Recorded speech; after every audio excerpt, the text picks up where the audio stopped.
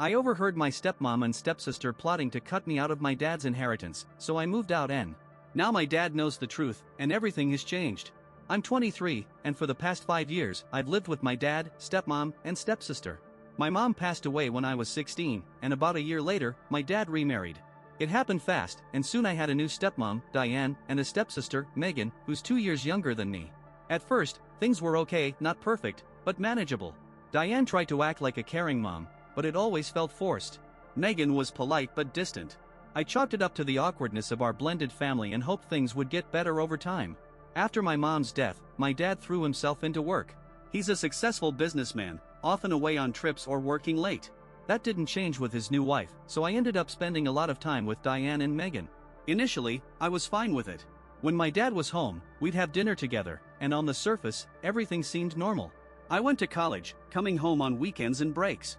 After graduating, I moved back home while job hunting. That's when things started to shift. Diane became less friendly, constantly hinting that at my age, I should be living on my own. Megan, who'd also just finished school and moved back home, added to the tension. The house suddenly felt crowded, and I couldn't figure out why there was so much unease.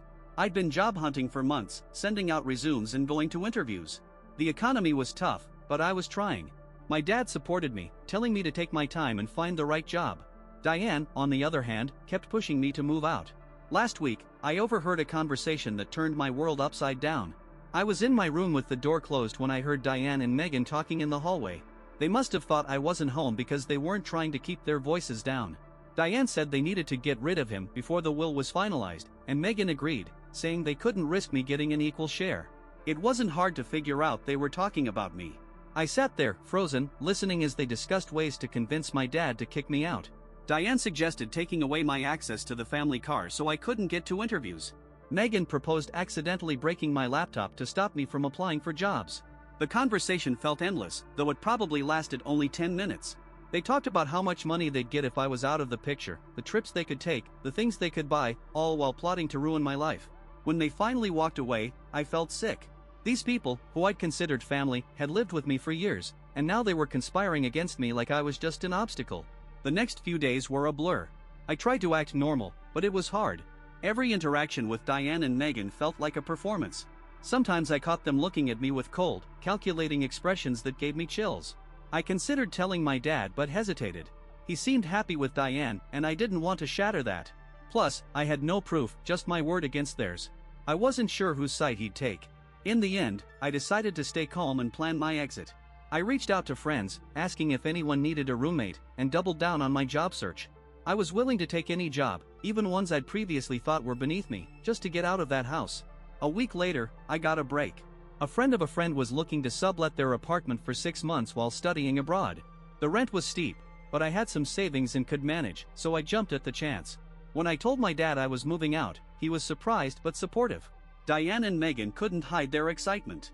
They even helped me pack, exchanging smug glances they thought I didn't notice. The day I moved out, I overheard them again. This time, they were discussing how to ensure my dad didn't change his will now that I was gone. That's when I realized it wasn't just about getting me out of the house, they wanted to erase me from the inheritance entirely. I've been living in my new place for a month now. The apartment is small, and the neighborhood isn't great, but it's mine. I'm still looking for a permanent job, taking on odd gigs to make ends meet. It's not perfect, but it's better than living with people who see me as a barrier to their payday. My dad calls every few days to check in. He's noticed I've stopped coming home, and I can tell he's worried. I make excuses about being busy with work and settling in. I haven't been able to tell him the truth yet. I even thought about hiring a lawyer to protect my inheritance, but I realized it's not about the money. It hurts to know the people I thought were family see me as nothing but an obstacle. Sometimes, late at night, I think about how disappointed my mom would be that I'm not fighting harder for what's mine. But then I remember her saying family is about love, not blood or legal documents. By that logic, Diane and Megan were never my family. I don't know what's next. Part of me wants to confront them and expose their plans. Another part wants to walk away and never look back. For now, I'm focused on building my life without relying on an inheritance or anyone's goodwill. Last week, I landed a job. It's entry level with a modest salary, but it's something. I haven't told my dad yet. The less Diane and Megan know about my life, the better. I started seeing a therapist, the cheapest one I could find. They're helping me work through the anger and betrayal, slowly but surely. They suggested writing letters to Diane and Megan, not to send, but to get my feelings out. I filled a couple of notebooks with words I wish I could say to them. Sometimes I dream about my mom. She's always smiling, telling me she's proud of me. I wake up feeling both comforted and heartbroken. I miss her more than ever. I've thought about reaching out to my mom's side of the family. We drifted apart after her death because it was too painful for everyone. But now, I feel like I need that connection. Maybe it's time to rebuild those ties. Life has settled into a routine: work, home, work again. It's not exciting, but it's stable. I'm slowly building a life without Diane, Megan, or inheritance drama. My dad's birthday is coming up, and I'm torn about going to the family dinner. I want to see him and celebrate, but the thought of sitting at the same table as Diane and Megan, pretending everything's fine, makes my stomach turn. I've started volunteering at a local youth center on weekends. Many of the kids there come from tough backgrounds or have lost parents. I understand them in a way I never did before. Helping them deal with their pain and anger somehow helps me process mine. Sometimes I wonder what Diane and Megan tell people about my sudden move. Do they paint me as an ungrateful son who abandoned the family, or do they act like I never existed? I try not to dwell on it, but the thoughts creep in. I've made new friends at work and through volunteering. It's nice to be around people who know me for who I am, not as someone to manipulate for their gain. These relationships feel more genuine than anything I ever had with Diane or Megan. I ran into Megan at a store recently, and it was awkward, to say the least. She was overly friendly, asking about my job and apartment. I kept my answers vague and left as soon as I could. For days after, I felt uneasy. I've been thinking about the future. Should I stay in this city, where I could run into Diane or Megan at any moment, or move somewhere new and start fresh? The idea is tempting, but I'm not sure I'm ready to leave my dad behind. My lease is almost up, and I need to decide whether to renew or find something better. The thought of moving again is exhausting, but staying in this tiny apartment forever isn't appealing either. It's another reminder of how much my life has changed in such a short time. I've started dating again, nothing serious, just a few casual dates. It's nice but tough. I'm scared of opening up, afraid of being betrayed or hurt again. My therapist says it's normal, that trust takes time to rebuild. Work is going okay. I got a small raise recently, which makes things a little easier financially. I don't have to dip into my savings for rent anymore, a small victory, but it means something to me. I still haven't told my dad what I overheard. Every time I try, I stop myself. What if he doesn't believe me? What if it ruins our relationship? What if he believes me but stays with Diane anyway? I'm not sure I could handle that betrayal. Sometimes, I even get angry at my mom for dying and leaving me in this mess. I know it's irrational, but the feeling lingers. If she were alive, none of this would have happened. I'd have a home, a family, a sense of belonging. I've started learning to cook. I never needed to before, but now it's a necessity. I'm not great at it, but I'm trying. There's something satisfying about making a meal from scratch, taking care of myself in a simple but meaningful way. The holidays are coming, and I'm facing another tough choice: go home for Christmas or find an excuse to stay away. The idea of fake smiles and forced cheer at the dinner table makes me nauseous, but spending the holiday alone doesn't sound great either. I've been having trouble sleeping lately.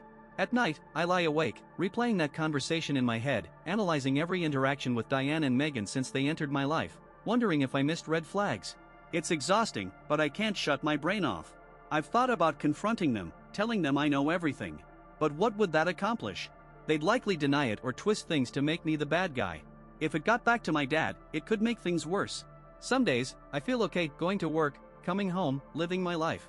Other days, the weight of everything hits me so hard it's tough to get out of bed, to exist in a world where people who were supposed to be family saw me as an obstacle. I've started keeping a journal to process my thoughts and feelings. It helps to put it all on paper, to make sense of it. Maybe one day I'll look back and see how far I've come. For now, it's just a way to navigate this rough patch. 6 months after moving out, I'm not the same person I was when I overheard that conversation. In some ways, I'm stronger, in others, more vulnerable.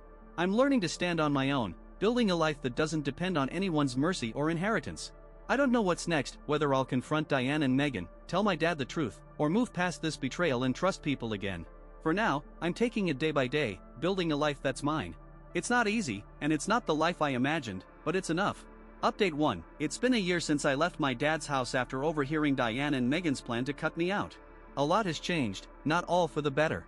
Sorry for the delay in updating, life's been hectic, and it's taken time to find the emotional energy to write this. I've been working hard and continuing therapy, so updating wasn't a priority. But I know some of you have asked what's going on, so I finally sat down to share. Thanks to everyone who commented on my original post with advice, support, or kind words. Your messages meant more than you know, especially during those tough early months. I read every comment, even if I couldn't respond to all of them. Your support was a bright spot in a dark time. I'm still at the same job I got after moving out. It's okay, but the pay barely covers my expenses. I'm looking for something better, but the job market is brutal. Every rejection letter feels like a personal failure, a reminder that I'm still struggling to get my life together. My relationship with my dad has gotten strained. I avoid family gatherings and make excuses not to visit. He's noticed, and now he calls more often, asking if I'm okay.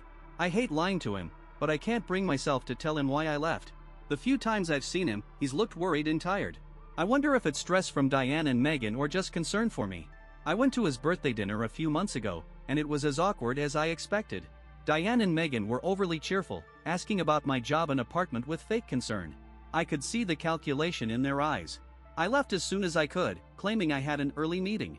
The holidays were tough. I told my dad I couldn't come home for Christmas because of work. In reality, I spent the day alone in my apartment, eating microwave turkey and watching old movies. It was depressing, but still better than playing happy family with Diane and Megan. I think about telling my dad the truth, but every time the thought comes up, I talk myself out of it. What if he doesn't believe me? What if it drives a wedge between us? What if he believes me but stays with Diane anyway? I'm not sure I could handle that. Therapy has been helpful, but progress is slow. I'm still working through the anger and betrayal. My therapist says healing takes time, but some days I feel like I'll never get past this. I've run into Megan in town a few times. Each time, she acts like everything's normal, like we're still one big happy family. It makes my skin crawl. I've started avoiding certain stores and restaurants to minimize the chance of seeing her or Diane. Volunteering at the youth center has been a lifeline. I've connected with a few kids there, including a teenager named Alex who lost his mom last year. Helping him navigate his grief has been healing for me and a reminder that there's still good in the world. I've tried dating over the past year, but it hasn't worked out. I struggle to open up, always waiting for the other shoe to drop. My last date ended with the woman saying I have too much baggage. She's probably right. My lease is up next month, and I'm not sure what to do. Moving again feels exhausting, but I'm tired of this tiny apartment, noisy neighbors, and bad heating.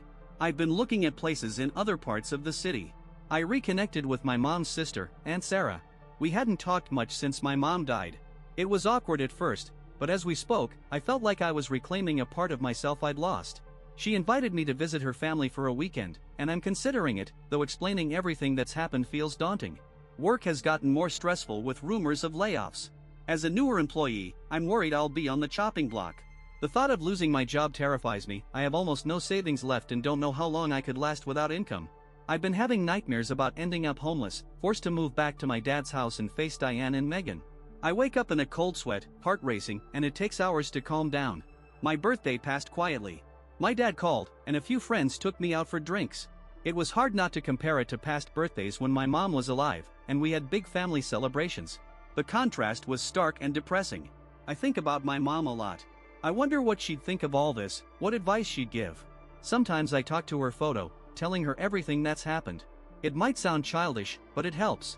The anger I feel toward Diane and Megan hasn't faded, it's grown. I often imagine confronting them, telling them I know everything. In my fantasies, they confess, and my dad kicks them out. But I know that's just a daydream. I met with a lawyer who specializes in inheritance issues. He said without proof, there's little I can do to protect my potential inheritance. He suggested talking to my dad about setting up a trust, but that would mean telling him everything, and I'm not ready. My health is suffering from the stress. I've lost weight and feel exhausted all the time. My doctor says I have high blood pressure and need to find ways to relax. Easier said than done. I've thought about leaving for good, starting fresh in a new city where I'd never run into Diane or Megan. But the idea of leaving my dad, maybe never seeing him again, is too painful. There have been moments of light, though. I've made good friends at work and through volunteering. They don't know the whole story, but they support me in their own way. It's nice to have people in my life who care about me for me, not for what they can gain. I picked up new hobbies to fill the time and distract myself. I'm learning to play the guitar, something I always wanted to do but never had time for. I'm not great, but the process is satisfying. I also started running, initially just to get out of the apartment and clear my head, but I've grown to like it. There's something freeing about pushing my body to its limits, leaving my worries behind, even if just for a while. As the 1-year mark of leaving home approached, I felt more anxious. I thought I'd be further along by now, in a better place. My therapist says I'm too hard on myself, that healing isn't linear. I'm trying to believe that. I visited Aunt Sarah and her family. It was nice to be around people who knew my mom, who could share stories I hadn't heard. For that weekend, I felt like I was part of something again, but coming back to my empty apartment was harder than I expected. That visit also stirred up mixed feelings. Aunt Sarah asked about my dad and his new wife. I stumbled over my words, and she noticed. Eventually, I told her everything. She was furious and wanted to call my dad and confront Diane and Megan herself. I had to calm her down, explaining why I hadn't told him yet. She didn't agree with my decision but respected it. Before I left, she made me promise to stay in touch and let her know if I needed anything. Knowing someone from my mom's side is in my corner is comforting. Sarah calls regularly now, checking in. She even offered to let me stay with her if things get too tough financially. I'm not ready to take her up on it, but it's nice to know the options there. Last week, things came to a head with my dad. He showed up at my apartment unannounced, looking worried. He said he couldn't take the distance between us anymore and needed to know what was going on. I tried to brush it off, but he wouldn't let me. We ended up talking for hours. I told him everything, how I overheard Diane and Megan, my fears about the inheritance, why I'd been avoiding family events. It all poured out in a flood of emotions I couldn't control. My dad listened, his face growing more serious with every word. When I finished, he was quiet for a long time. Then he apologized. He said he had no idea this was happening, that he'd been blind to what was going on in his own house. He didn't outright say he believed me, but he didn't dismiss my concerns either. He promised to look into it, to pay closer attention to Diane and Megan's behavior. He also said he'd talk to his lawyer about protecting my inheritance, regardless of what happens with his marriage. After our talk, I felt a weight lift off me, like a burden had been removed. But I also felt guilty for potentially upending his life, his marriage. He assured me I did the right thing by telling him that he needed to know. But I saw the doubt in his eyes. It's been a week since our talk, and I haven't heard much from him. He texted that he's sorting things out and we'll get in touch soon. I'm trying not to read too much into the silence, but it's hard not to worry. Yesterday, Diane called me. Her voice was sickeningly sweet. She invited me to dinner on Sunday, and I declined, citing work. I wonder if she knows I talked to my dad, if she's trying to smooth things over. The thought makes me uneasy. As I approach the second year of living on my own, I'm at a crossroads. Do I stay here, close to my dad but also Diane and Megan? Do I take Aunt Sarah's offer and move closer to my mom's family? Or do I start over in a new city with a clean slate? I don't have answers yet, but for the first time, I feel like I have options. The future is uncertain, but it doesn't seem as bleak as it did a year ago. I'm not okay, but I'm starting to find my way. Update 2, last week, Megan tried to add me as a friend on social media. I ignored the request, but it threw me off. Is she trying to keep tabs on me, or is this another attempt to keep up the happy family act? Either way, I want nothing to do with her. I've been thinking a lot about the future. Before all this, I had vague plans, maybe grad school, building a career. Now I'm just trying to survive, stay afloat. I'm not sure I'll ever look at the future with hope instead of anxiety again. My lease ends next week, and after a lot of thought, I decided to move to a slightly better apartment in a different part of town. It's a small step, but it feels important. I want to move forward, not stay stuck. Yesterday, I had dinner with Alex from the youth center. He's heading to college soon and wanted to thank me for supporting him this past year. Seeing him push through his pain and move forward gave me hope. Maybe I can do the same. As I packed for the move, I reflected on my life. A year ago, I left my dad's house with a suitcase and a broken heart. Now I have a job, an apartment, and friends. It's not much, but it's what I've built myself. I'm proud of that, even with the pain and uncertainty still lingering. I'm still waiting to hear from my dad. He promised to sort things out, but the silence is heavy. I'm trying not to spiral and to be patient. Whatever happens, I'm ready. I'm stronger than I was a year ago.